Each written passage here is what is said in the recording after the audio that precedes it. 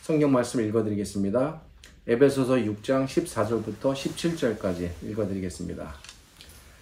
그런즉 서서 진리로 너희 허리띠를 띠고 의의 호심경을 붙이고 평안의 복음이 준비한 것으로 신을 신고 모든 것 위에 믿음의 방패를 가지고 이로써 능히 악한 자의 모든 불화살을 소멸하고 구원의 투구와 성령의 검 곧 하나님의 말씀을 가지라. 신자의 승리라는 제목으로 말씀을 나누겠습니다.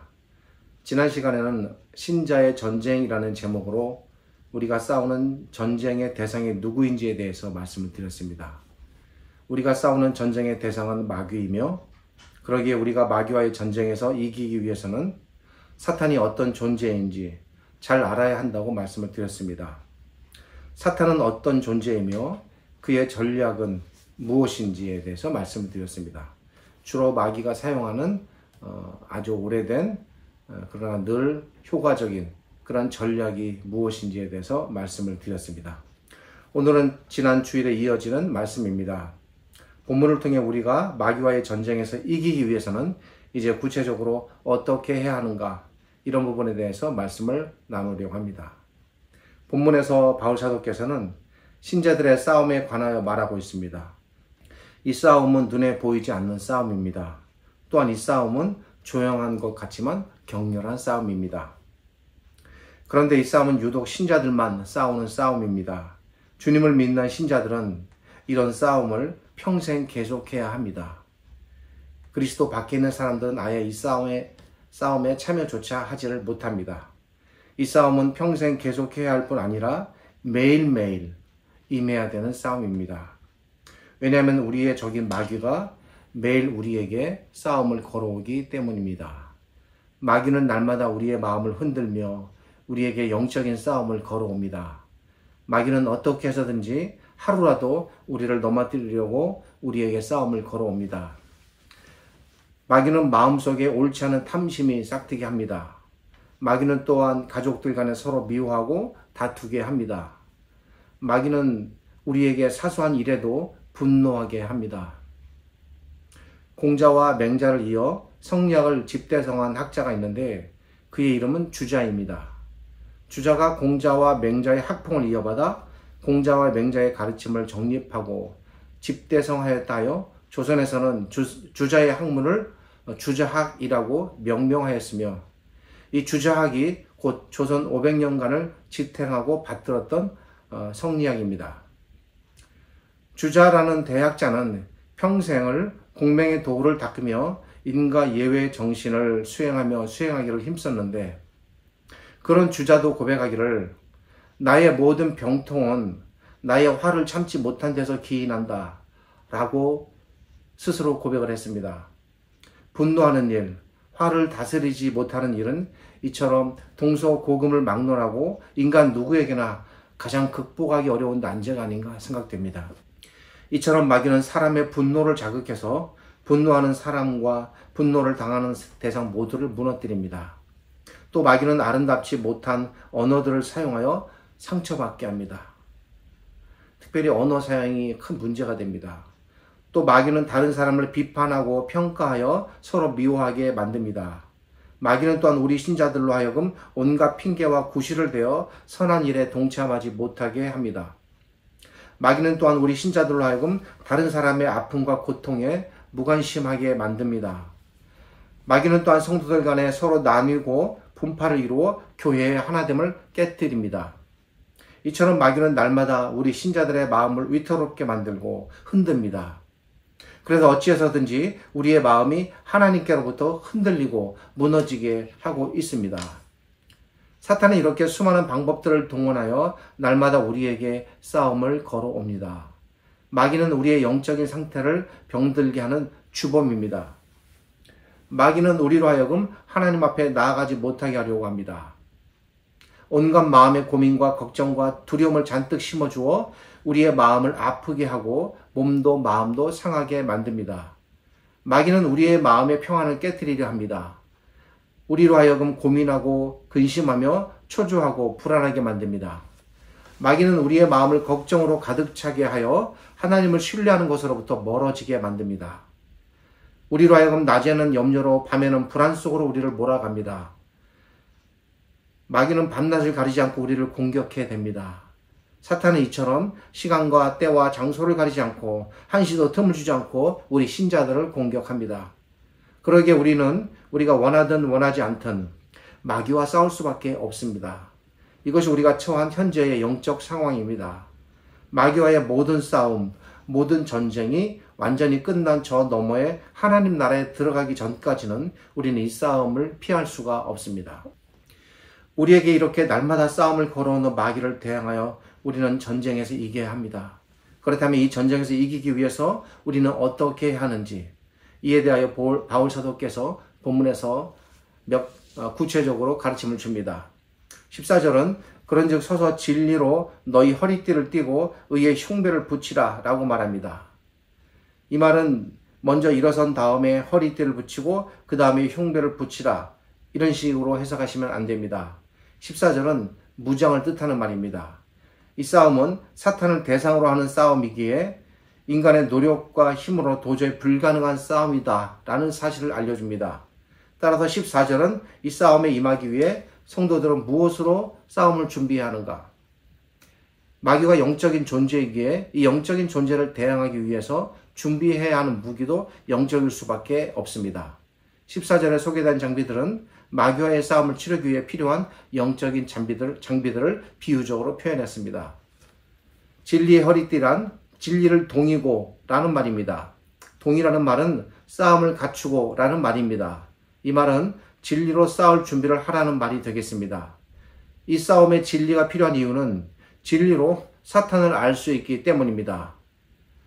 지난주에 말씀드렸듯 사탄은 괴교, 즉 속임수에 아주 능한 자였습니다. 사탄의 속임수를 알 수 있는 길은 오직 그것이 괴교인지 아닌지를 분별해낼 수 있는 길은 오직 진리뿐입니다. 인간의 머리나 지혜로 계산으로 사탄의 속임수를 당할 수가 없습니다. 사탄의 속임수를 분별할 수도 없고 눈치챌 수도 없습니다. 사탄의 속임수 전략을 알아낼 수 있는 방법은 오직 진리, 하나님의 말씀뿐입니다. 그런 측면에서 진리는 마치 거울과 같습니다. 마귀가 아무리 자신을 위장하고 꾸며서 우리를 속이려고 해도 이 진리의 거울에 비추어지면 마귀의 추악한 실체가 드러납니다.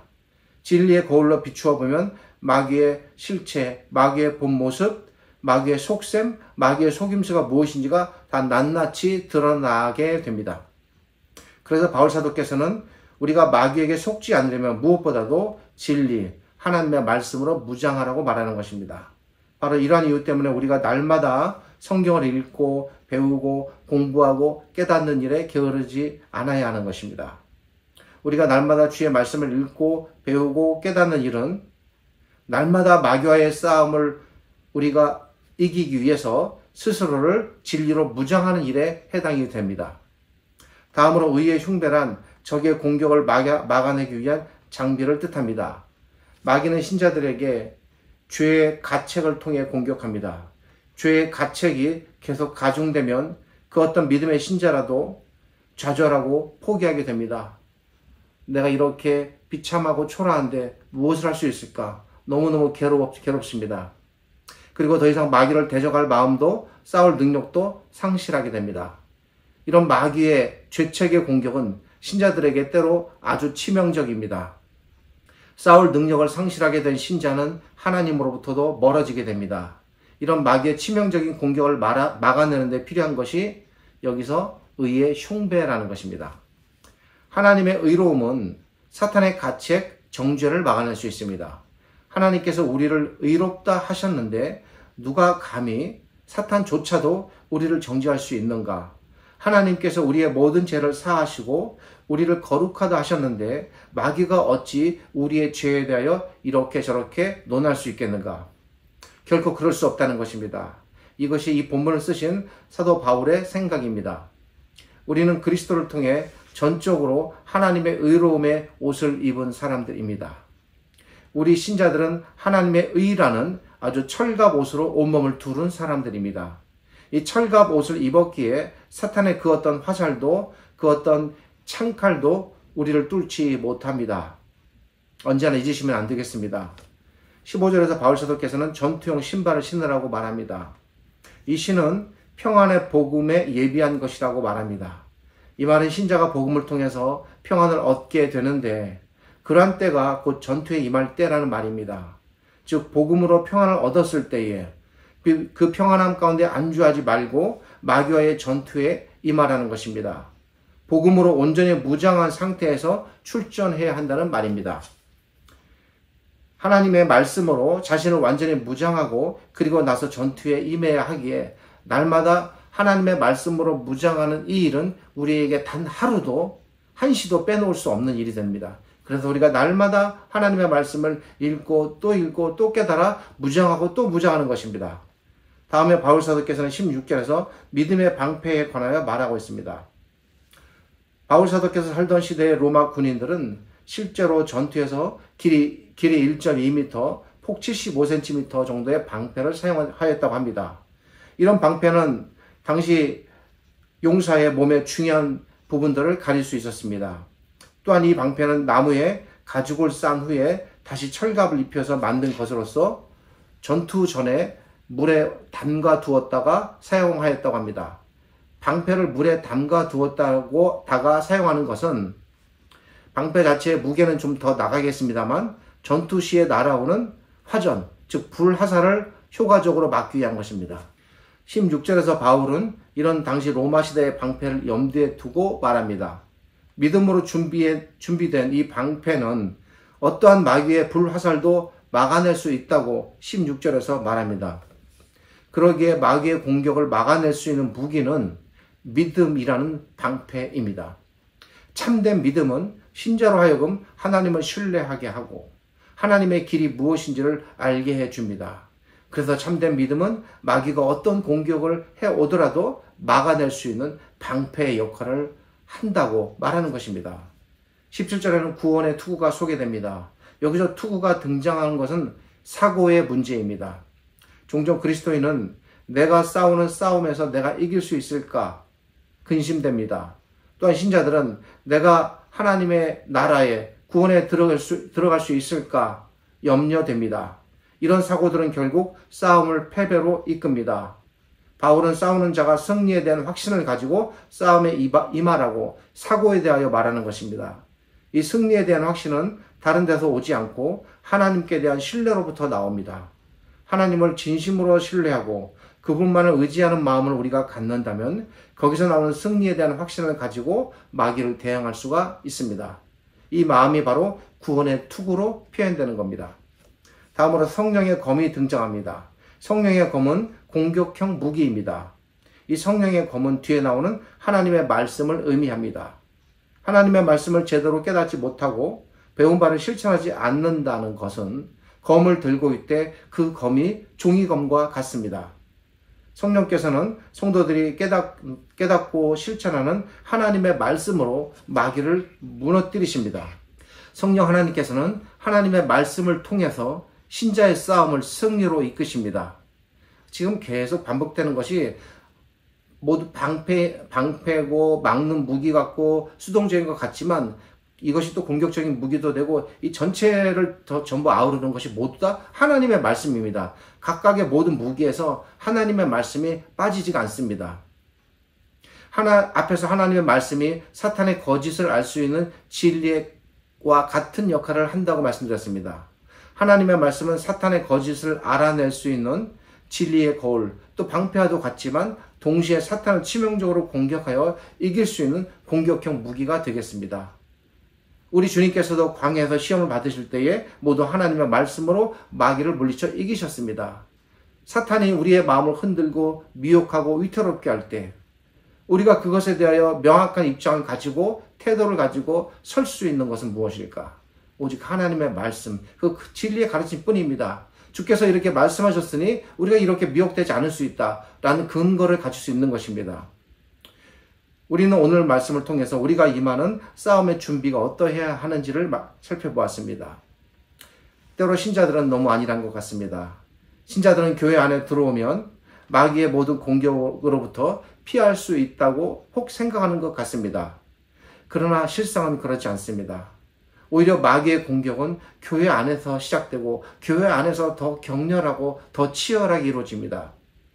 마귀의 공격은 외부로부터 시작되는 것이 아니라 내 안에서 그리고 나의 교회 안에서 시작되어 우리를 세상 밖으로 몰아냅니다.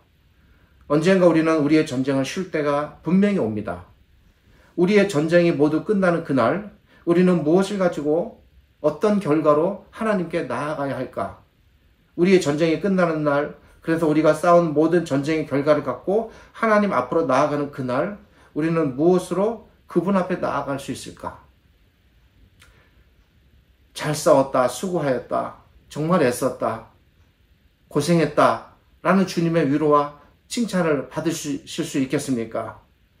때로는 우리가 마귀에게 지는 때도 있겠지만 궁극적으로 우리는 이 길고 지루한 전쟁을 반드시 승리로 이끌어야 합니다.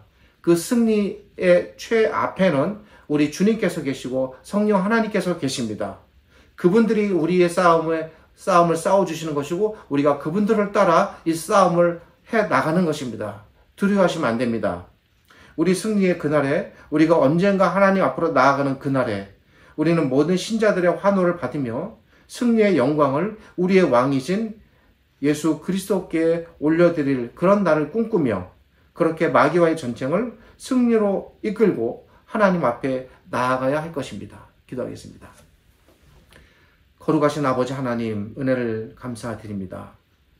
하나님의 말씀을 우리에게 주셔서 마귀의 모든 공격과 괴교와 그의 술책을 알게 하시고 그러한 것들에 대비하여 우리를 무장하고 하나님의 말씀으로 우리를 지키고 나아가 싸우게 하신 하나님께 영광을 돌려드립니다. 날마다 하나님의 말씀으로 무장하고 자신을 닦아내기를 게을리하게 하지 않게 하시고 오직 하나님의 말씀을 굳건하게 세워 우리가 임하게 되는 매일의 싸움, 또 날마다 걸어오는 사단의 모든 괴교들, 사단의 모든 공격과 전쟁들을 우리가 다 이기고 막아낼 수 있는 거룩한 복된 신자들이 되게 하여 주옵소서. 지금은 우리 주님 예수 그리스도의 은혜와 저희를 지극히 사랑하시는 아버지 하나님의 크신 사랑과 오늘 이 말씀으로 마귀에 대항하여 싸워 이기게 하시고 날마다 우리를 하나님의 말씀으로 무장시키시며 우리를 지탱시켜 주시고 함께 하시고 이끌어 주시는 성령 하나님의 함께 하심이 오직 하나님 나라의 영광과 그 승리만을 바라보며 나아가는 우리 신자들에게 하나님의 은혜와 사랑과 함께 하심이 가득하시기를 우리 주님 예수 그리스도의 이름으로 축복하며 기도드립니다. 아멘.